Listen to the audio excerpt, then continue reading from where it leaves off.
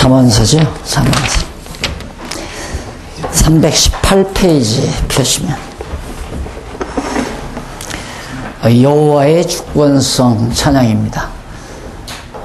일단 그 잠언서인데 잠언서에 대한 전체 의미 분석 내용을 천문단에서 한번 살펴보시고 진행합시다. 잠언의 전체 내용은 여호와 하나님께서 솔로몬으로 여호와의 주권성을 찬양하는 각종 잠언을 가르쳐 주도록 섭리하시는 그런 내용인데, 그 내용 가운데 1장 1절로 6절은 여호와의 주권성을 찬양하는 각종 잠언에 대한 서언 내용입니다. 6절까지는 서언을 밝혀주고 1장 7절로부터 9장까지죠. 9장까지는 지혜를 주관하시는 여호와의 주권성. 그 다음 두 번째로 10장부터 22장 16절은 왕가를 세워주시는 여호와의 주권성. 그 다음 마지막 세 번째는 22장 17절로부터 31장까지 나라를 다스리시는 여호와의 주권성. 이게 바로 잠언 전체의 잠언이 31장까지죠. 31장까지 되게 전반부, 중반부, 후반부 이렇게 나누어서 전반부는 지혜를 주관하시는 여호와의 주권성, 중반부는 왕가를 세워주시는 여호와의 주권성, 마지막 판은 나라를 다스리시는 여호와의 주권성. 쉽잖아요. 잠언서 다 외우셨죠. 이렇게 정리를 해 놓으시면 제가 참 암기력이 참 좋았어요. 암기력이 참 좋았는데 고민하면서부터 암기력이 없어지더라고요. 고민하고 성경을 논리적으로 구조적으로 이렇게 해가면서 암기력은 없어져 버리고 이해력이 빨라지더라고요. 그래서 이해력으로 이해하는 방법으로 암기를 하니까 안 잊어버려져요. 이게 지혜를 주관하고 왕가를 세우시고 나라를 다스리시는 여호와의 주권성. 지금 주권성 찬양이란 말입니다.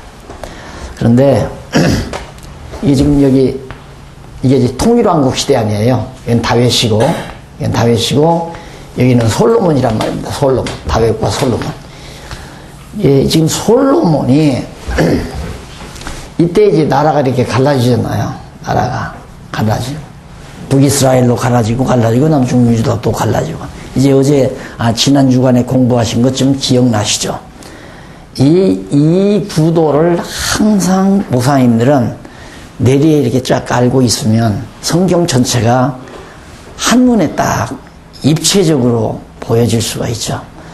그래서 어디를 만지든지 간에 서울 남산 타워에 올라가서 한번 쫙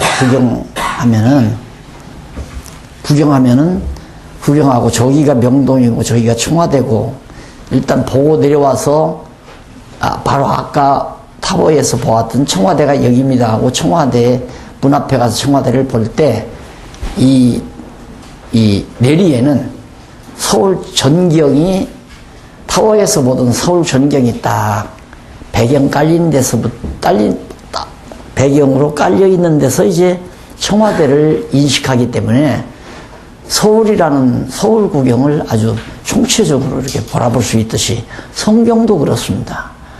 큰 숲을 보고 작은 나무를 하나하나 살펴가는 그런 방법이기 때문에 지금 솔로몬이 여기에서 잠언을 누구에게 하느냐 하면 아들, 이제 다윗 왕가를 이어갈 아들 르호보암입니다. 르호보암. 북이스라엘을 갈라나간 왕은 왕이 아니죠. 솔로몬의 신복부하였죠. 부하인 여로보암이고. 그래서 이게 자꾸 나도 한동안은 헷갈리더라고요. 여로보암, 르호보암. 그래서 제 아내 이름이 여숙이라고 그래요. 여숙인데, 아내. 북쪽으로 보내자. 그래서, 그들은 안 잊어버려요. 이건 여로보암, 이건 르호보암. 그래서 르호보암이 이제 솔로몬의 아들인데 아들 르호보암에게 정치학을 가리키는 겁니다. 그래서 내가 언젠가 한번 말씀드렸죠. 잠언서는 기독교 정치학이라고 해도 과언이다. 정치학 따로 외울 거 없습니다. 기독교 정치학이 바로 잠언이다. 왜 그러냐면 솔로몬이 아버지 때도 보았잖아요. 아버지 때도 보고 자기 때도 그게 80년 세월을 솔로몬이 물론 다윗이 왕위에 오르면서 바로 뭐 솔로몬이 출생한 건 아니지만은 아버지 때에 수십 년 동안 아버지가 통치하는 것도 봤고 또 자기가 왕 되는 것도 봤고 자기가 지금 40여 년 통치해 왔기 때문에 정치에 등단한 거죠. 우리 목사님들은 한 3, 40년 목회하고 나면 목회에 대한 노하우가 있잖아요. 그러듯이 솔로몬도 이렇게 이제 나라를 다스리면서 아버지가 자기에게 나라를 물려주는 일이라든가 자기가 나라를 물려받아가지고 40년 동안 통치하는 과정에서 얻어진 지혜가 있어요. 그게 잠언. 그게 이제 잠언으로 아들에게 물려줍니다. 내 아들아 하고 하는데 거기서 주로 말하는 것은 아들아 나도 왕이 돼서 통치를 40년 동안 해봤지만 건방 떨지 말라. 네가 주권자가 아니다. 나라를 다스리시고 왕가를 세우시고 또 백성들을 잘 지도할 수 있는 지혜를 누가 주관하느냐 하면 여호와 하나님께서 주관한다. 그래서 이 여호와께서 바로 여호와의 언약인데 여호와가 바로 주권자이시다. 그래서 여호와의 주권성을 이 잠언서에서 그룹업시켜서 찬양하는 내용이 잠언서다. 이렇게 생각하시면 잠언이 아주 쉽게 딱 들어주나요. 아하, 주권자 되신 여호와께서 백성들을 다 잘 다스릴 수 있는 지혜도 여호와께서 주신 지혜로 다스리는 거. 그러니까 내가 목회를 잘한다 했을 때 내가 잘하는 게 아니라 주권자 되시는 여호와께서 나에게 지혜를 주셔서 잘 성도들을 진리의 꼴로 잘 먹여줄 수 있도록 하셨구나. 그러니까 주권을 여호와께 돌려야 되는데 내가 목회를 잘했다. 이렇게 생각하지 말라는 거죠. 예를 들면. 그래서 이제 솔로몬이 첫 마디가 지혜란 뭔지 아느냐? 지혜라고 하는 것은 여호와를 경외하는 것이 지혜의 근본이다. 그러면서 너 지혜를 누가 주관하는 줄 아느냐? 여호와께서 주관한다. 그래서 그걸 솔로몬이 어떻게 깨달았느냐면 자기가 막 아버지 다윗이 왕위를 물려줬잖아요. 이게 왕이 됐어요. 이 왕위를 물려받을 때 솔로몬이 왕 되려고 악을 쓰질 않았어요. 노력을 하지 않았다고요. 왜? 서자니까. 솔로몬은 누구의 몸에서 났느냐면 바세바니 우리야의 아내 바세바의 몸에서 난 몸이란 말입니다. 그럼 그건 정말 페리나의 짓이에요. 다윗이 정말 잘못한 거죠.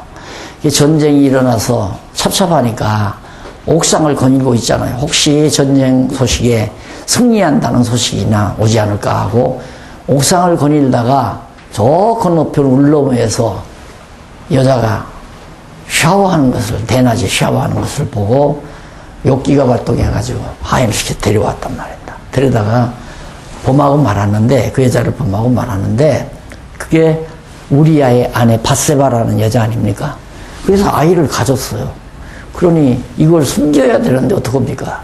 그래서 군에 가서 지금 전쟁터에 있는 바세바를, 우리야를 불러들여가지고 쉬었다 가라고. 너 전쟁하기 쉬우니까 휴가를 준 거죠. 특별 휴가를. 근데 이 친구가 참 재미난 건 뭐냐면 지금 다른 동료들은 생명내대고 전쟁을 하고 있는데 내가 어찌 편안하게 아내의 품에 안겨서 이 시간을 보낼 수 있느냐고. 합방을 안 해요. 자기가 아내 곁을 가지 않는단 말입니다. 그러니까 다윗의 계략이 완전히 물러나 버린 거죠. 다 물러나 버린 거예요. 그러니까 그때 다윗은 더 무서운 계략을 세우죠. 편지를 써가지고 상관에게 보내줍니다. 가지고 가라고. 근데 이 우리아는 그걸 가지고 가면서 자기 죽이는 전쟁터로 보내라는 것도 알지도 못하고 그냥 가지고 가서 주니까 상관은 왕의 명령이니까 가장 전세가 악한 지옥으로 집어넣어서 우리아를 죽여버리고 말았잖아요. 자, 이런 과정을 읽으면서 처음에 읽을 때, 야, 이거 다윗 형편없는 놈이구나. 이제 완전히 하나님한테 대저주를 받게 생겼다. 웬걸 안 그러더라고요. 그런 것들이 다 걸려드는 거예요. 그런 사건들이. 어떻게 하나님은 그런 아주 망나니 짓을 한 거 아니에요. 정말. 아니, 남의 아내를 범했다는 것만도 정말 수치스러운 일인데, 사람까지 죽여버렸으니까, 이건 도저히 세상에서도 용납 못하는 일이란 말입니다. 그래서 이제 밧세바를 죽여놓고는 이제 할 수 없이 자기를 데려왔는데, 아기를 낳았잖아요. 근데 아기가 죽었어요. 그 아기가. 두 번째 잉태된 것이 밧세바에서 잉태된 게 솔로몬이란 말입니다. 그런데 또 하나님이 이해가 안 되는 하나님이 어떤 하나님이냐면, 어쩌면 다윗에서 본처가 있잖아요. 본처 아들이 있는데도 하필이면 밧세바의 몸에서 난 서자 아들이죠. 첩의 아들. 첩의 아들에게 왕의 위를 주겠다고 하는 언약을 하나님이 하시잖아요. 다윗이 왕이 돼가지고 성전을 지려고 애를 씁니다. 하나님의 집을. 나는 황금집에 머무는데 하나님은 저렇게 장막에 그냥 머무르니까 성전 짓겠다고 그러니까 나단 선지자가 대왕이요. 뭘 그렇게 걱정하십니까? 권력이 권세를 가지고 계신데 명령만 하면 됩니다. 하나님께서 다윗에게 허락을 안 하잖아요. 내가 내 손으로 짓는 집이다. 내 손에는 피가 많이 묻었다. 그러면서 내 아들 솔로몬이 나를 위해서 성전을 지을 거다 하면서 솔로몬이 이제 다윗의 왕위를 이을 걸 언약을 했단 말입니다. 했는데 다윗이 이제 몸져 누웠잖아요. 몸져 누웠는데 그때 다윗의 큰아들 아도니아죠? 아도니아가 미리 침을 생긴 거예요. 아버지가 병석에 누워있으니까 아버지 운명하면 물어볼 것 없이 왕위는 내 거다. 장손이니까. 그러니까 거기 줄을 얼마나 많이 섰겠어요. 왕되게 생겼으니까 그 아도니아 뒤로 젊은 놈들이 쫙 줄을 섰단 말입니다. 이제 왕권 잡으면 한 자리씩 하려고. 그러던 차에 아버지가 숨을 안 거둔단 말입니다. 자리에 그냥 누워있지. 그러니까 다급한 놈은 야 언제 기다리냐 그냥 만세 불러버리자. 그래서 헤브론에 가서 그냥 만세 불러버리잖아요. 아도니아가 왕의 만세를 부르니까 그냥 완전히 떠들썩 그렇게 야단이 일어났는데 그때 밧세바라는 밧세바가 왕을 찾아 들어갔어요.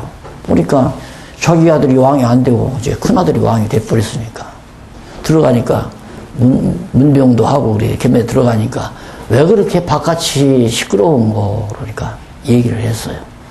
지금 당신 큰아들 아도니아가 만세 불렀습니다. 아니다. 다윗이 아니다 이 말이에요. 가서 솔로몬 불러오너라. 솔로몬 딱 불러드리니까 솔로몬 왕자가 네가 이 나라의 왕이다.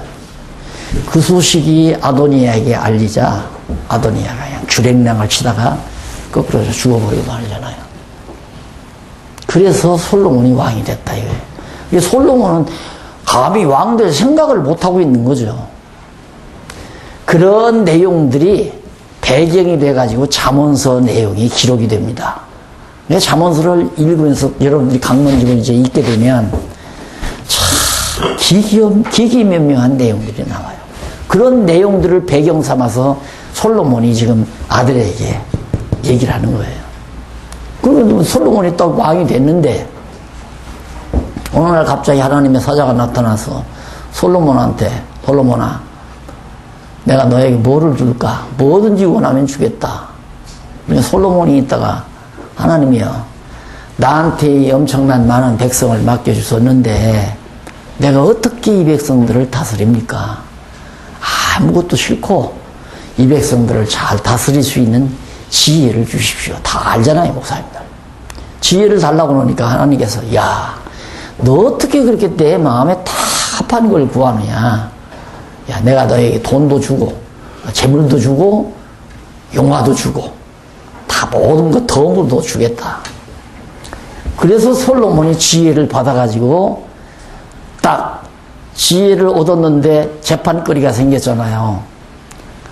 여자 둘이서 살아있는 애기 하나 가지고 서로 지 얘기라고 하니까 솔로몬에게 지혜를 요구하고 지혜로운 판단을, 재판을 딱 하고 나니까 그게 인근 사방에 다 소문이 퍼져가지고 솔로몬에게 감히 아무도, 솔로몬이 40년 왕으로 살 동안에는 인근 나라에서 쳐들어올 생각을 못했어요.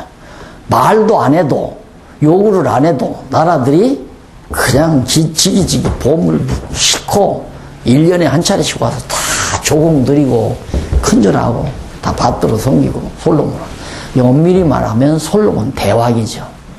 이게 이스라엘 제국시대예요. 이때가 주변 국가들이 전부 막, 그러니 점점 이게 재물이 넘쳐나잖아요. 재물이, 황금이 많아지고. 그러니까 솔로몬이 이제 막 배를 지어서 막 황금을, 오빌에서 막 황금을 실어다가 황금으로 성전도 짓고 왕궁도 짓고, 그러면서 정말 호화찬란하게 부유하게 영화를 누리면서 솔로몬이 살았는데, 그걸 솔로몬이 배경 삼아서, 야, 아들 르호보암아, 너 지혜를 얻어라. 그게 이제 1장 7절로부터 4장까지 나오는 얘기예요. 이쪽 나오죠. 지혜를 주관하시는 여호와, 잠언 1장 7절로부터 9장까지인데, 그 7장에서, 7절로부터, 1장 7절로부터 4장까지가 아들에게 너 지혜를 얻으라 라고 권면하는 내용, 훈계예요. 지혜를 얻으라. 그 말은 여호와를 경외하라, 그 말 아닙니까? 그러면 네가 나라를 잘 다스리려면 여호와 경외하는 지혜를 얻어야 한다. 네가 백성들을 다스리는 게 아니야. 여호와께서 이 나라를 다스려야지. 지혜를 구하라 하고 훈계하면서 다지혜를 얻어야 하는 까닭, 왜 지혜를 얻어야 하는가, 그 까닭을 2장까지 해서 밝혀줘요. 그 다음 넘어가서 4장까지에서는, 3장 4장에서는 지혜를 얻은 자의 결과, 지혜를 얻게 되면 그 결과가 어떤가 아주 논리적으로 착착 나오잖아요. 예, 목사님들께서 이걸 자세히 쫙 보시면은 아주 기가 막히게 다 성경을 강의하는데 얼마든지 잘 활용할 수 있도록 그렇게 배려를 해놨습니다. 이거 뭐 구역 공부로도 좋고, 주일날 강론 설교 원고로도 좋고, 뭐 중고등학교 학생들 계단 공부로도 좋고, 단계별로 이렇게 하는 거, 뭐 다양하게 다 사용할 수 있도록. 그리고 어려운 말이 아니라 좀 쉬운 말로, 쉬운 말이지만 신학적인 의미를 다 가미해서 해놓은 거기 때문에 목사님들이 아마 사용하는데 굉장히 유용하실 겁니다. 그 다음 이제 5장부터 7장까지는 가로 없는 2번인데 320페이지죠. 지혜를 지키라는 문제입니다. 너 지혜를 얻으면 지혜 잊어버리면 안 된다. 그 말을 좀 풀어서 얘기하면, 너 여호와를 경외하게 됐지? 근데 여호와 경외하기를 잊어버리지 말라. 그 말과 지혜를 잊어버리지 말라는 말과 같은 맥락에서 이해되는 말이란 말입니다. 여호와 경외하기를 잊어버리지 않아야 네가 정말 백성들을 잘 다스릴 수 있다. 그게 이제 제3장 주권성을, 왜 여호와께서 나라를 다스리는 주권자가 여호와이시니까. 그러면서 이제 5장에서 6장 19절까지는 한쪽 가로 1번, 지혜를 지킬 수 있는 방법이 뭔가, 어떻게 하면 지혜를 안 잊어버리고 지키는가. 거기 보면 보통 음녀 조심하라고 그래요. 음녀, 성경에. 그래서 이 음녀를 조심하라면 아마 사창구를 조심하라는 말이다. 대부분 이거 다 어느 주석이든지 그런 식입니다. 남의 여자 조심하고 여자 조심하고 다 이런 식인데, 그게 아니고 갑자기 뭐 지혜 얘기하다가 그러니까 여자 조심해야 지혜롭다 이런 말로 그냥 주석마다 다 그렇게 해놨어요. 근데 그건 아니다, 얘야. 그건 아닌 게 분명한데, 그럼 뭔가. 그래서 음녀라고 하는 말을 여기에는 없습니다. 이제 본문 강론집에 가면 나오는데 음녀란 말이 곁길로 가다 그 말이에요. 곁길로 가다. 예. 그렇게 곁길로 가라는 말은 네가 갈 길은 이 길이다 이거예요. 그렇잖아요. 이 길로 가야 되잖아요. 다윗 왕조를 따라 왕가가 다윗 왕국이 가야 될 이 길로 가야 되는데 이 곁길로 나가잖아요. 이게 누가? 여로보암이. 그러니까 여로보암이 나라 백성들을 다 10지파 반을 데리고 서른 간다 하더라도 너는 거기 따라가지 말라 그 말이에요. 왜? 여호와께서 다윗 왕가를 지켜주니까. 이제 바로 뒤에 나오잖아요. 왕가를 세우시는 여호와. 다윗 왕가를 이걸 무너지지 않고 세워주시는 분이 누구냐? 여호와께서 세워주니까 너는 아무리 미아가 할지라도 한 지파 반 데리고 다윗 왕가를 지켜라. 음녀처럼 곁길로 빠져가지 말라. 이래. 그러니까 북이스라엘 따라가지 말라. 여로보암을 따라가지 말라. 그런 얘기로 여러분들 이제 쭉 이제 강론집을 보면서 하면 너무너무 분명하고 확실하고 이게 지혜다. 여호와 의지하지 않으면 세력이 워낙 강하니까 10지파 반이니까 이거 한 지파 반 갖고 어떻게 나라를 세워요. 그러니까 자연히 기가 꺾어져 가지고 따라가죠. 여로보암 왕으로 모시고 나이도 어리겠다. 너는 절대 그러지 말아라. 그냥 이 다윗 왕가 여호와께서 세워주시니까 왕가 지키고 있어라 그 말이에요. 그러니까 이 역사적 배경을 모르면 잠언서 해석이 안 된다니까요. 잠언서 해석을 제가 왜 이걸 쓰면서 주석을 적어도 주석 어지간한 주석 한 100개, 106개 이렇게 늘 책상에 다 펴 있습니다. 이거 연구할 때. 근데 다 보면 그게 그 말이고 그게 그 말이에요. 이 사람 주석 이 사람이 보고 베끼고 이거 보고 베끼고 다. 그래서 비슷비슷해요. 주석 하나 다 완전히 요즘에 뭐 막 이렇게 크게 해서 막 시리즈로 막 한 30권 나온 거 있잖아요. 그거 하나 있으면 다 있어요. 거기 다. 거의 다. 근데 거기에 그런 거 안 나와요. 그렇게 역사적 배경 전혀 없이 윤리도덕적으로 풀어요.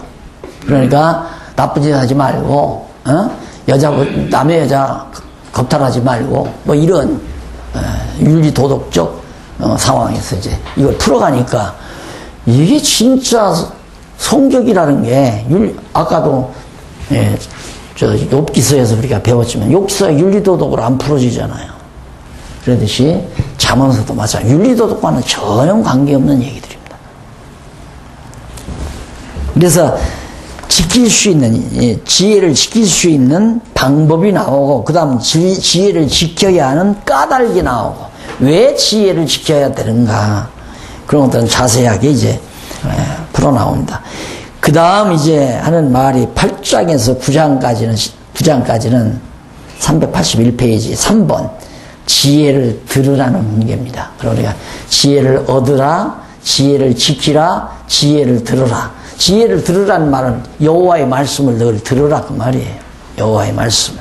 그걸 듣는 것이 매우 중요하다. 그러니까 사람이란 늘 자주 말씀을 듣는 거하고 듣고 보는 거하고 안 보는 거하고는 하늘과 땅 차이입니다. 우리가 성도들 다 목회해 보셔서 알지만은 성도가 벌써 주일날 하루 빠지면 한 번 빠지면 두 번 빠지기 쉽고 두 번, 세 번 빠지면 그 다음에 이제 타락하기가 쉽습니다. 근데 주일 오전, 오후, 수요일 이렇게 자주 나와서 하나님의 말씀을 듣는 사람은 어쨌든 들으니까 유지가 돼요. 그게 유지가 되는데 말씀 겨우 예를 들어 주일날 오전 시간 딱 봐서 뭐 목사님들 강의 설교 20분 내지 30분 하잖아요. 그거 딱 듣고는 가가지고 안 오면 그 듣는 순간은 아 그렇구나 하다가 그 다음 나가서는 일주일 동안 계속 세속적인 거 보잖아요.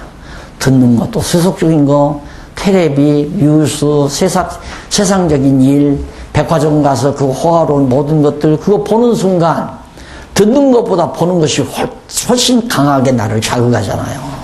안 돼요. 절대 안 돼요. 그래서 솔로몬이 르호보암에게 너 지혜를 늘 들어야 된다. 여호와의 말씀을 늘 들으라. 지혜를 들어야 하는 까닭이 거기 나오고 지혜를 듣는 자의 결국이 또 나오고 똑같잖아요. 원리가. 왜 들어야 되나? 듣게 되면 어떻게 되는가? 어떤 때는 들으면 어떻게 되는가? 왜 들어야 되는가? 이렇게 바꿀 때도 있고 이렇게 해서 일단은 첫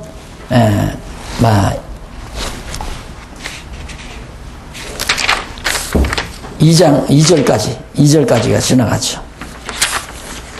예, 서론 나오고 그 다음 2절 지혜를 주관하시는 여호와, 그 다음 3절이 322페이지 거기 분명히 나오잖아요. 왕가를 세워주시는 여호와. 자, 이게 세워진다 이거죠. 다윗 왕가. 결국 다윗의 자손으로 예수 그리스도가 오심으로 왕가가 견고하게 세워지잖아요. 이걸 누가 세워주는가? 여호와께서 세운다 이거예요. 르호보암, 너 건방 떨지 말라. 네가 가만히 봐서 아 이건 나 불가능하다 하고 포기하거나 이 장난 하지 말고 지혜를 얻어서 끝까지 여호와 의지하고 여호와의 말씀을 듣고. 왜? 여호와가 다윗 왕가를 세워주신다. 그러니까 우리 공부했잖아요. 남쪽 유다는 항상 그 아들 아무개가 다윗이 죽고 그 아들 솔로몬이 죽고 그 아들 르호보암이 죽고 그 아들 누가 계속 그 아들이 나온다고. 이게 왕가가 끊어지지 않고 유지된다는 얘기예요. 왕가를 누가 이렇게 해주시는가? 여호와께서 해주신다. 왜? 여기까지 거슬러 올라가죠. 여기까지 야곱까지. 야곱이 유다에게. 이제는 요 몇 가지 이렇게 되시는 거 보면 아 성경을 해석하는 방법이 어떤 거로구나 하는 문리가 터지실 거예요. 이게 성경 해석학 따로 배울 거 없어요. 이렇게 하다 보면 성경을 해석하는 방법이 문리가 터져버려요. 자, 야곱이 유다에게 내게서는 왕의 올이 떠나지 아니하고 치리자의 지팡이가 항상 머무르다 내게 있다. 그러니까 유다 지파가 이게 유다 지파래. 다윗이 유다 지파 아들에서 나온 거야. 다윗 왕이 이 유다 왕족으로 언약받은 유다 지파의 아들이 다윗이란 말입니다. 그러면 다윗이 유다 나라 남쪽 유다에 의해서 계속해서 다윗 왕가가 이어져야 되잖아요. 그러면 이렇게 이어지는 것이 네가 노력해서 이어지는 게 아니다. 여호와께서 이미 야곱을 통해서 유다에게 언약하셨기 때문에 신실하신 여호와께서 언약을 이루시려고 이렇게 다윗 왕가를 절대 끊어지지 아니하고 유지되도록 그 왕가를 세워주시는 것이다. 이것을 솔로몬이 아들에게 가르치는 거예요. 역사 해석과 같은 거죠. 쉽게 말하면 성경을 지금 가르쳐 주는 거예요. 다윗에게. 이걸 잠언서에서 봐야 되는데 우리 보수주의 그 주석학자 쓴 거 보면은 공자가 나오고 맹자가 나오고 주석에 아마 여러분도 보셨을 거예요. 맹자가 뭐라고 하고 공자가 어떻고 저떻고 뭐 해가면서 정말 그것도 제가 연구하면서 다 봐야 되잖아요. 누구는 뭐라고 했나 누구는 뭐라고 했나 이거 다 보고 성경에서 바른 해석을 찾아야 되니까. 그래서 알고 보니까 너무 분명하고 확실한 잠언서의 내용이. 그래서 거기 3절에서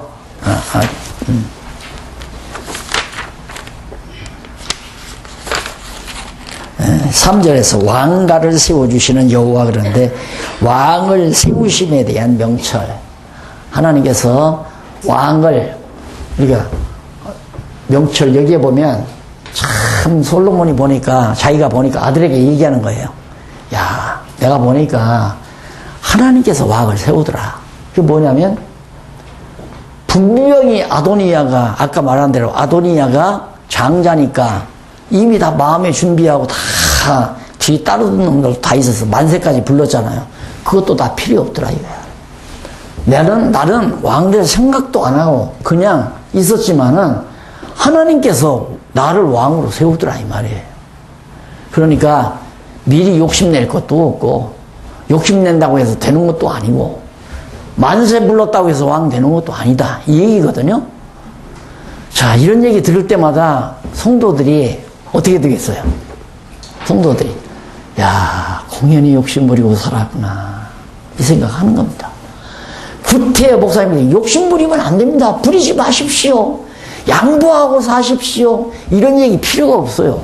그냥 성경만 가르쳐주면, 야, 하나님이 저렇게 섭리하시는데 내가 공연히 욕심 부리고, 지난번 아버지 세상 떴을 때 그만 유산 나눌 때 그냥 형제들하고 싸움을 하고, 내가 좋은 땅덩어리 내가 갖겠다고 아우가우 하다가 형하고 등갈라고 원수지고, 내가 공연히 그래구나.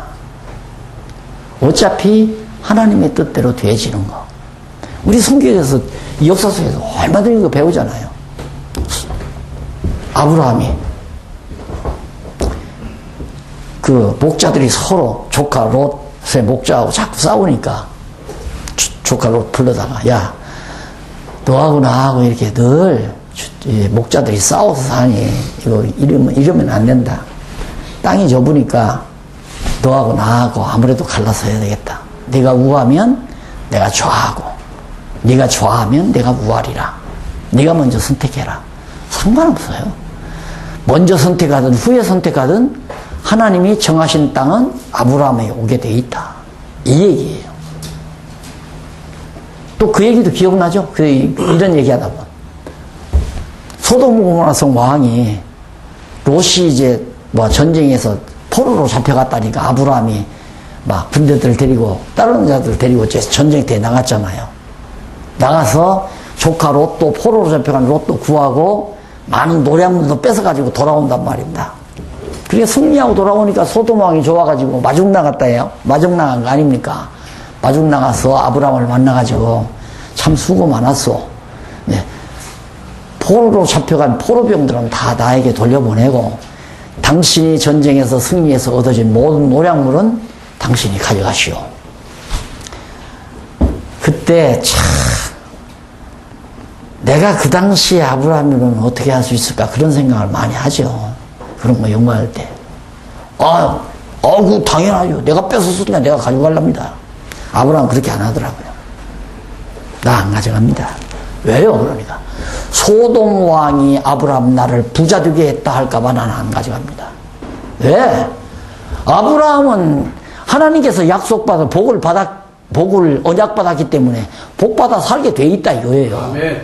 그런데 공연히 소돔 왕이 양보한 그 노약물을 받아가지고 와가지고 혹시나 잘 살면, 저 아브라함 저 사람 어떻게 저렇게 잘 사는 줄 알아? 소돔 왕의 노량물 다 줘가지고 이렇게 잘 살아. 이럴까 봐서 나는 안 가져간다. 얼마나 통쾌한 얘기인지. 너무너무 통쾌한 얘기다. 이런 것들이 이제 전부 이 솔로몬에게도 다 적용이 되는 거예요. 이런 말들이. 그러니까 아들 로보암아, 너 선수 치지 말고, 욕심 부리지 말고, 잘난 척 하지 말고, 자만 떨지 말고, 내가 했다고 생각하지 말고, 여호와가 너에게 지혜도 줄 수도 있고 안 줄 수도 있는 권한이 여호와께 있는 거고, 또 왕가를 세워주시는 분 주권이 누구에게 있느냐면 여호와께 주권이 있는 거다. 그러니까 여호와 잘 경외해라, 그거예요. 그래서 왕가를 세워주심에 대한 명철 가운데 지혜를 얻은 아들을 세우심. 하나님께서 지혜 얻은 아들을 세우더라. 그러니까 다윗이 왕이 끝나고 솔로몬을 왕으로 세웠잖아요. 근데 하나님께서 솔로몬에게 지혜를 주어서 왕으로 세운 거예요. 왕 세운 다음에 지혜를 주었단 말입니다. 그러니까 여기서 지혜를 얻은 아들을 하나님께서 왕으로 세우더라. 그러니까 너도 지혜를 얻어라, 그 말 아닙니까? 그 다음 12장에서부터 13장까지는 훈계를 듣는 아들을 세우더라. 다윗이 훈계를 솔로몬이 들었잖아요. 솔로몬 불러다가 네가 이 나라의 왕이다 하고 훈계를 해서 결국은 솔로몬이 다윗을 따라서 여호와 경외하기를 배웠단 말입니다. 그러니까 너도 내 말 잘 들어라. 여호와 경외하기를 잘. 그래서 그 신명기에도 보면 앞부분에서 모세가 가나안 땅 들어가는 이스라엘 자손들에게 그렇게 말을 하죠. 앞부분 4장, 5장, 6장에서 너희들 가나안 땅 들어가거들라. 자녀들을 여호와 경외하기를 배우게 해라. 그래서 원래 유대인들은 가정에서 교육을 시켜요. 가정교육. 이게 기본이에요. 신앙교육은 가정에서. 다 그러니까 부모가 신앙생활을 하는 모습을 보고 자녀들이 배우는 거죠. 오늘 여기 우리 왕성교회 보니까 건전한 가정 세우기 그 프로그램이 있더라고요. 그거 봤는데. 그거 정말 한국교회 살려야 돼요. 한국교회가 사는 방법은 지금까지는 뭐냐면 가정은 좀 피폐해져도 교회는 잘 돼야 된다는 그런 생각들이 많았어요. 그래서 예를 들어서 집을 팔아서 전셋집으로 들어가고 나머지를 건축연보로 해서 하나님이 거룩한 성전을 지어야 된다. 그런 책상들을 대부분 많이 하잖아요. 그게 이제 부흥사들이 자꾸 그런 식으로 강조하니까. 그러니까 한국교회 다 그런 건 아니지만 많은 분들이 신앙생활 몇십 년 하다가 보면 전셋집 면하기가 힘듭니다. 대부분. 그러니까 열심히 있는, 다 그런 건 아니에요. 다 그렇다는 건 아니에요. 열심히 있는 성도들은 대부분 전세를 살아요. 그 아이러니죠? 왜? 그렇게, 그게 가정을 무시해버리잖아요. 가정을. 한번 어느 여성들을 만나는데, 날들어 그래요. 목사님, 저는요, 잠을 자면 늘 꿈을 꾸는데, 남편이 이렇게 가까이 오면, 돼지로 느껴진대요. 돼지로. 남편이 싫대요. 그 왜 그러냐, 이게 남편이 교회를 안 나간다는 거예요. 그래서 어느 교회 다니십니까? 그랬더니, 죄송하지만, 신비주의 교회 다니는 거예요. 늘 계시받고. 그래가지고, 남편으로 보이는 게 아니라, 싫어지는 거예요. 그러니까 가정이 무너나는 거죠. 그래서, 아마 통계적으로 누가 아마 박사학위나 석사학위 하려면은, 실제로, 그 이혼 소송 재판소에 가서 지금은 좀 달라졌겠지만 몇십 년 전만 해도 이혼율이 어디가 제일 많은가 하면 기도원 많이 다니고 그 소위 신비주의 교회에서 엄청나게 큰 신비주의 교회 계통 다니는 그런 교회에서 이혼율이 참 많고요. 청량리의 뇌병원에 가서 통계학을 내면 그런 교회 출신들이 정신병 환자가 참 많았습니다. 그걸 내가 한번 해보고 싶었어요. 이거 아니었으면, 내 성경 연구 아니었으면. 나온단 말이에요, 통계적으로. 그러니까 완전히 가정 무너져도 교회는 서야 된다는 얘기인데, 그게 아니고, 가정이 살아야 되거든요. 가정교회가, 부모와 양친 부모가 주일날이면, 나란히 성경 찬송 들고, 교회 가서 하나님 여호와 경외하여. 그래서 교회가 사실 예배라기보다는 경건회를 중심으로 해서 처음에 모이면 어린아이로부터 아버지, 어머니까지 다 한 방에 모여서 같이 전부 한 자리 모여서 어머니, 아버지 손 붙잡고 나란히 앉아서 찬송 부르고 기도하고, 그게 경건회 아닙니까? 경건회는 찬송과 기도예요. 말씀은 간단히 멘트하면 돼요. 성경 한두 구절 읽고 멘트하면. 그러니까 경건회를 그렇게 주관하면서 아이들 대표도 나와서 기도하고, 엄마 대표, 권사님 대표도 나와서 기도하고, 장로님들 대표도 나와서 기도하고, 기도를 중심으로 또 가족 찬양도 하고, 그 다음 구역원들 찬양도 하고, 친구들끼리 찬양도 하고, 속회들끼리 찬양도 하고, 종식 찬양 예배도 찬양도 하고, 그렇게 보내면서 경건회를 마치고, 딱 각각 학생들 반으로, 어른들은 어른 반으로 가서 성경 공부하고, 이런 방향으로 교회가 움직여 가야 아이들이, 모이면 하나님 찬양하고, 하나님께 기도하고, 그런 걸 눈으로 보고 배운다, 이 말입니다. 그런데 애들은 저기다 밀어붙여 놓고, 어른들만 좋게 화려하게 만들어 놓고, 그래 놓으니까, 요즘에 장로님들 아들들 교회 안 나오는 많잖아요. 어떤 데는 목사들도, 목사 딸들도 교회 안 나오는데. 그래도 여전히 목사고 여전히 장로고. 그래서 점점 교회 남는 건 어른만 남잖아요. 장로, 권사, 집사들만. 그러다 보니까 이제는 교회 몇 년 지나면 권사 아닌 사람 없고 집사 아닌 사람 없고 장로 아닌 사람이 없어. 다 장로, 다 집사, 다 권사 이렇게 되시죠. 밑에서 자라나질 않으니까. 그래서 빨리 가정교회 운동을 해야 하는데, 구약시대에 이 사람이 뭐예요? 솔로몬은 아버지 보고 배웠다. 이거 쉽게 말하면. 나도 아버지에게서 배웠으니까 너도 내 가르침을 잘 따르라. 지혜를 얻어라. 그리고 왕가를 하나님이 세우니까 너 건방 떨지 말고, 이런 얘기죠. 그러면서 여호와 경외하는 지혜를, 여호와 경외하는 자를 세운다. 그게 바로 14장에서부터 15장까지 왕을 누가 세우는가? 여호와 경외하는 자를 세운다. 아무나 하나님 앞에서 왕 세우지 않는다. 왜? 아도니아는 지가 왕 되려고 했지만 하나님께서는 여호와 경외하는 솔로몬을 왕으로 세웠다, 이 말이죠. 예. 지금 여기서도 그거 아니에요? 여로보암이 분명히 솔로몬의 아들로 왕인데, 여로보암이 건방지게 백성들 다 유인해가지고 가서 나라 세워서 왕 딱 되는데, 결국은 주전 721년에 아수르에 의해서 북이스라엘이 완전히 망해버리잖아요.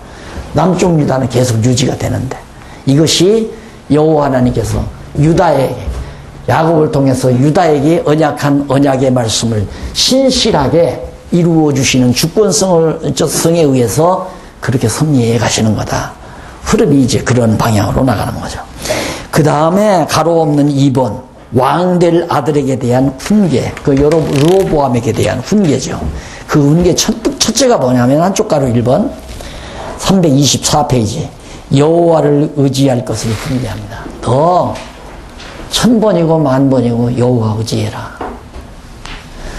참 너무너무 좋은 건데, 그래서 이제 이 공부하시고 나면 목사님들 기도가 아주 짧아집니다. 아주. 그러니까 히스기야 기도 우리 배웠잖아. 히스기야 기도. 히스기야가 아수르 사내들인 아수르 사내들이로 와서 막 야지를 하잖아요. 백성들에게 막 야지를 하고 정말 편지를 보내고, 그러니까 히스기야 단말한 편지 딱 갖다 펴놓고 여호와여, 이 한마디입니다. 편지 보십시오. 여호와여. 언약대로 이루시는 분이요, 지금 아수르가 우리 남쪽 유다를 다 쳐서 멸하려고 합니다. 쳐서 멸하면 나는 아직 아들도 없는데, 아들도 없는 상태에서 멸하게 되면 다윗 왕가가 끊겨버려. 왕가가 이미 중단돼 버리고 맙니다. 여호와여, 어떻게 된 겁니까? 언약하신 여호와께서 어떻게 하시는 겁니까? 그러니까 결국 가장 간단한 기도는 아멘이라고 했죠. 아멘. 언약대로 이루소서, 그 말이거든요. 그리고 조금 확대를 하면 여호와여 아멘, 이러면 완벽한 기도입니다. 아주 완벽한 기도. 그러니까 여호와의 이름을 망령되이 일컬면 안 되지만, 우리는 여호와의 이름을 다 알고 부르잖아요. 망령되이 일컫는 게 아니란 말입니다. 여호와는 모든 거 언약하시고 언약대로 이루시는 전능자이시고 거짓없이 이루시는 신실성을 가지고 계시고 모든 주권을 가지고 주관하시는 여호와라는 걸 알고 여호와여 부르기 때문에 이건 망령되이 일컫는 얘기가 아니란 얘기죠. 그래서 여호와여 아멘.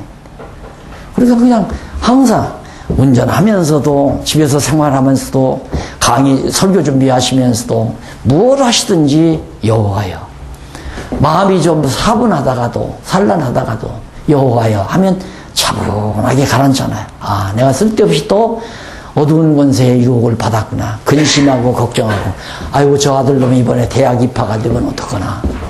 우리는 잡념이 많잖아요. 그냥 살아가다 보면. 근데 여호와 한 분 정확하게 알면 잡념이 다 없어져 버리잖아요. 싹 다. 그래서 명철해지고 총명해지고 명철해지고, 그래서 지혜로우면 명철해지고 총명해진다. 네, 과정이 나오는 겁니다. 그 다음 이제 여호와를 경외할 것을 훈계하고, 여호와 의지할 것을 훈계하고, 여호와 경외할 것을 훈계하고. 그래서 그게 22장 16절까지 나와요. 그 다음 325페이지에 넘어가 보면, 325페이지에 가보면 거기 나라를 다스리시는 여호와가 나와요. 아, 그러면 왕가만 세워주고 나라는 안 다스려 주시는 거 아니에요. 나라를 다스리는 주권자다, 그 말이에요. 여호와가 나라를 다스려 주시다. 그러니까 우리, 이게 지금 지상에 있는 교회가 하나님 나라 아닙니까? 하나님 나라니까 더 말할 것도 없지만, 이 세상 나라도 다 마찬가지예요. 이 세상을 다 다스린다. 왜?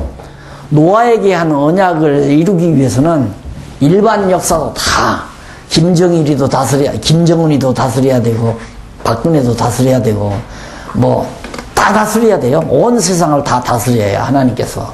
그런데 이건 이제 바로 세상 속의 교회와 같은 것 아닙니까? 구약시대 교회, 구약시대 이스라엘. 이것은 신약시대 교회가 세상 나라 가운데 두신 교회란 말입니다. 그럼 우리 목사님들이 지금 솔로몬처럼 교회를, 이스라엘을 유다를 다스리는 통치자인데, 그럼 우리가 다스리는가? 우리가 다스리는 게 아니다, 이거죠. 우리는 그냥 항상 지혜로운 말씀을 성도들에게 늘 들려주고 가르쳐주면 그것이 이제 되는 거죠. 우리 임무는 그거예요. 그러면 하나님께서 바로 예수 그리스도의 왕가가, 그리스도의 왕국이 흔들림 없이 지속이 되는 거고, 다스려지는 거고, 또 성도들은 지혜로 늘 지혜의 말씀을 듣고 마음의 평안과 기쁨을 가지고 하나님의 통치를 받으며 살아가는 거고. 그런데 우리가 통치기구 만들어서 우리의 어떤 세상 나라 마냥 우리가 명령하고 다스리고 이건 아니다는 얘기죠. 이건. 그래서 나라를 다스리시는 여호와가 22장 17절로부터 31장까지예요.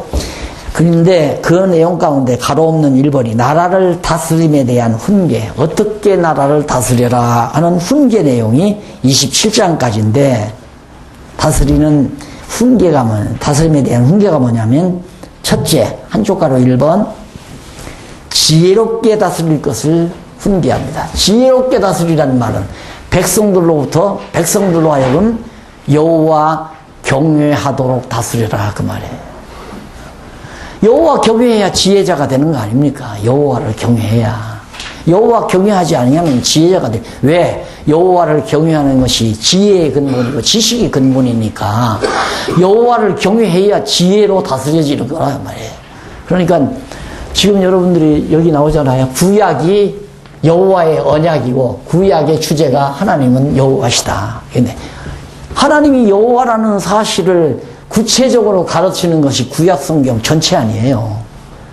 마지막 결론은 이거예요. 여호와를 경외. 그래서 신구약 성경 전체가 여호와 계시, 여호와를 계시한 내용이다. 여호와를 알게 하려 우리에게 계시한 내용이다.